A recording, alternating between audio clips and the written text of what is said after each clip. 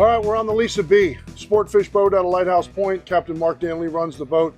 I'm his mate and captain once in a while.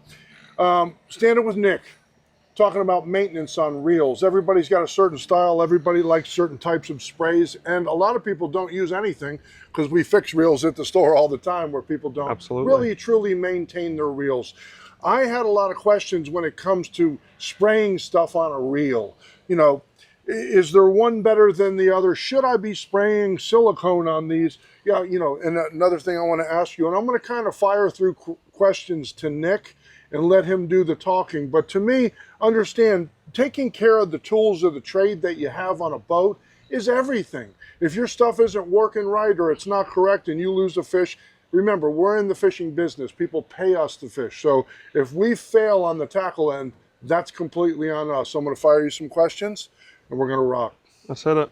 So a couple of things real quick. As we're looking at what's in front, I see you have Pledge. I see WD-40, Nick. I see PB Blaster. You know, a lot of this stuff, when you look at those type of things, you know, obviously oil-based, most of them. Talk about what your thought is with taking care of reels, putting spray on reels, and doing that whole thing. So after a long day of fishing, none of these are going to keep your reel from needing an annual service. But what they are going to keep is it's going to keep your handle from being squeaky. It's going to keep your side plate, your chrome, from slowly growing corrosion and pitting. As you can see, the side plate on this reel is shiny like a mirror. Maybe not now that my finger's been on it a few times, but what we usually do after a nice long trip, rinse them down a few feet away with either a mist or the shower feature on your hose. The best thing to do once they're dry or almost dry, spray. My personal favorite is Pledge for the exterior parts, the non-moving parts. It'll really clean up your reel. And the next time you use it, you almost see the water bead off of it. But for the parts that are almost moving, WD-40, PB Blaster, microfiber rag or paper towel, and just slowly, don't spray it on the reel, work it in the cracks, go around the handle. This area where the handle actually turns, you can spray a little bit on there, don't let it drip on anything, and really clean it all up. And what that is doing, that's eliminating the salt buildup. So the next time you go, there'll be a nice little protective of oil and grease on there. So when that wave comes over the covering board, you don't really have it dig in and bury in. Grease is like an oil or a wax. It just keeps the stuff from digging in and really setting in. It puts a small protective film over it. It's a film. Now, when you talk about WD or PB Blaster or Pledge, or which are oil-based products, correct, right? So you have an oil-based product. Now, talk about silicone for it, but silicone's a bit different. It's more of a wax. Silicone kind of sits onto the reel, and doesn't come off as easy. I love it, but you don't want to overly dose your reel with it because you're almost doing it a disservice because it holds a little bit of salt. So a real salty day, next thing you know, you're seeing it building up in the teeth of your cam or in small cracks and crevices, and it'll actually hold the salt because there's so much texture to it because it has like a waxy film, which is the silicone. What else do we got? You know, the only thing I would say to that is that so one's really oil-based, another's somewhat of a waxy feel. Yep. Now, if you're maintaining your stuff all the time, right, you know, and you're looking at your stuff, you're not walking away for months at a time where, you know, that salt can build up. Silicone is a good product for that. Oh, it's a great product, but you just don't want to overly douse your reel with it. Right. You're not looking to go to your reel and have it pull up in the corners because it almost, I wouldn't say hardens, but it'll get like cakey in the corners. And when the oil-based stuff doesn't really do that, it'll fall to the lowest point and drip off. Right. But you don't want any of that type of stuff to be really covering your reel to where you have small pools of it. That's why I always suggest put it on a paper towel, put it on a microfiber, wipe the reel down, get in there, make a little double fold, put it into the cracks, get everything cleaned up, keep it polished up, and if you don't have a dirty reel, water falls right off of it and the salt doesn't have time to soak in.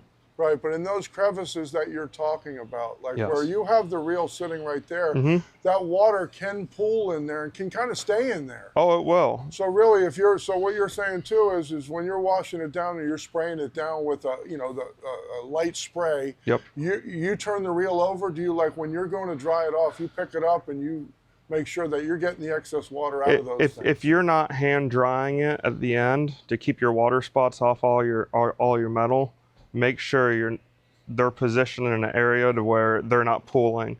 Have your reel face down like this. Spray it from that side so that everything falls out due to gravity. If your reels are sitting like this in the rod holder and you're over here spraying, it can pool in here. It's going to fall right down into there and slowly drip out of the bottom to where it's going into the reel. Have it in a downward motion to where the water hits it and then falls off. Reels are almost waterproof unless the salt's forced into them. So if you're blasting it from this way, or the gravity of the water has to fall out of it, it has to go somewhere. And by doing it this way, it's going onto the ground. Doing it this way, the gravity's slowly trickling the water into the reel through the 2-speed, through the lever, through your drag cam, your clicker. You got reels like this TLD, or even Tyrannosis, to where it doesn't have the lever clicker, it has a button.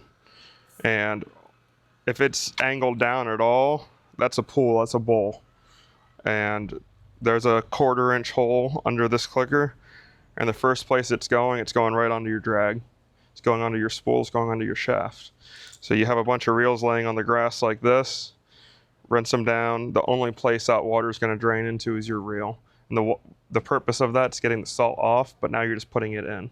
Right. Really, really interesting. So, okay, and as far as these products, they're not going to hurt the reel at all. So PB Blaster, Pledge, WD, silicone, they're not hurting the reel. Nothing. No, nothing's going to hurt these reels. Okay. Absolutely. So last question.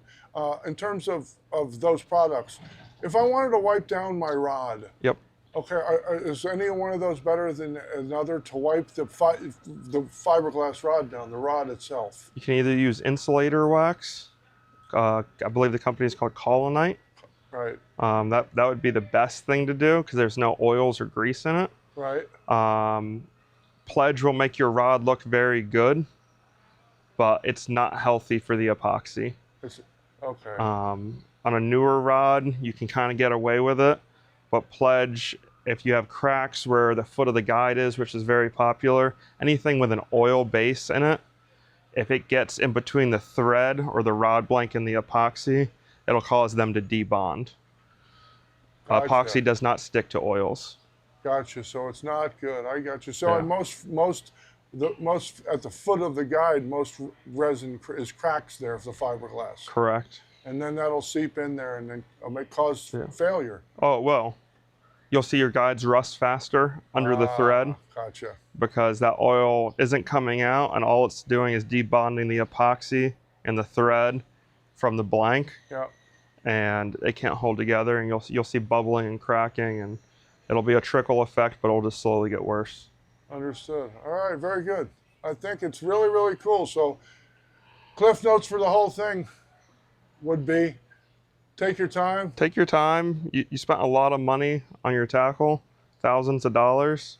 Polish them out, make them look new. You guys all wax your cars and trucks and keep them looking shiny. Your reel's no different. We just got in from fishing yesterday, and we're down here today, and the reason we're down here is to all the little watermarks and stuff from rinsing it off last night.